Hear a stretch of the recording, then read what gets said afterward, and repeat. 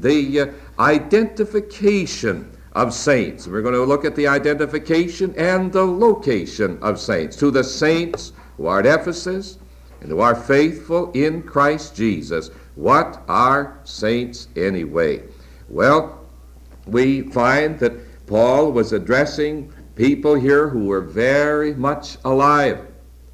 They were people who were living at a definite place. There are many places you find this in the New Testament. Let's just go back and see some of the references to saints.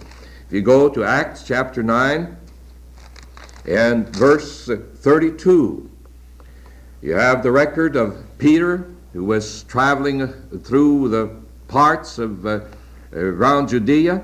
It says, now it came about that as Peter was traveling through all those parts, he came down also to the saints who lived at Lydda. The saints who lived at Lydda.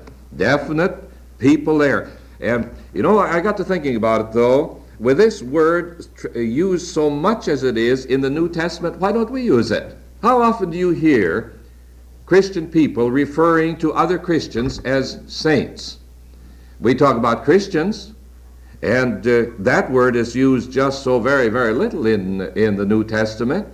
But saints over and over again. Down further here in Acts 9, verse 41, when Peter had, the Lord used Peter to raise Tabitha from the dead, and it says, and he gave her his hand and raised her up, and calling the saints and widows, he presented her alive.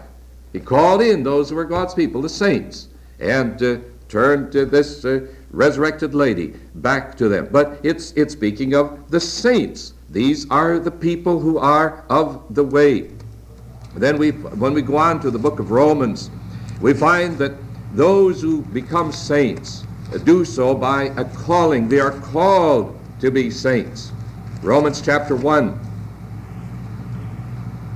verse 7. To all who are beloved of God in Rome, called as saints.